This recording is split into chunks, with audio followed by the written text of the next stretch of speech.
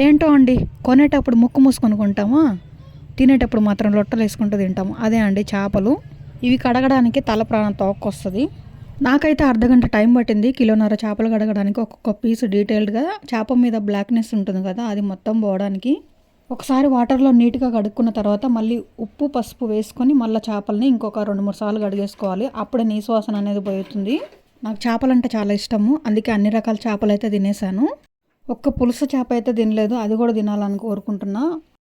పెద్దవాళ్ళు అంటుంటారు కదా ఒక సామెత, పుస్తెలమ్మైనా సరే పులుసు చేప తినాలని. అంత టేస్టీగా ఉంటుందేమో మరి. ఆ టేస్ట్ నేను ఎలా మిస్ అవుతా చెప్పండి. ఇవాళ తెలంగాణ స్టైల్లో చేపల పులుసు అయితే చేశాను. కిలోన్నర చేపల్లో సగం ఒకటే పులుసు పెట్టాను, మిగతా సగము నైట్కి ఫ్రై చేసుకున్నాము. తెలంగాణ స్టైలు చేపల పులుసుకి ఉల్లిపాయలు ఖచ్చితంగా ఇలా పొయ్యి మీద కాలుస్తారు. పొయ్యి లేదు కాబట్టి ఇలా నేను స్టవ్ మీద కాల్చి చేస్తున్నా.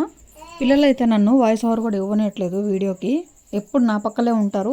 సమ్మర్ హాలిడేస్ కదా, ఇంకా అలాగే ఉంటుంది, తప్పదు. ఇంకా ఉట్టి మాటలైనా చేపల పులుసు చూపించేది ఏమైనా ఉందా అంటారా? చూసేయండి నా చేపల పులుసు.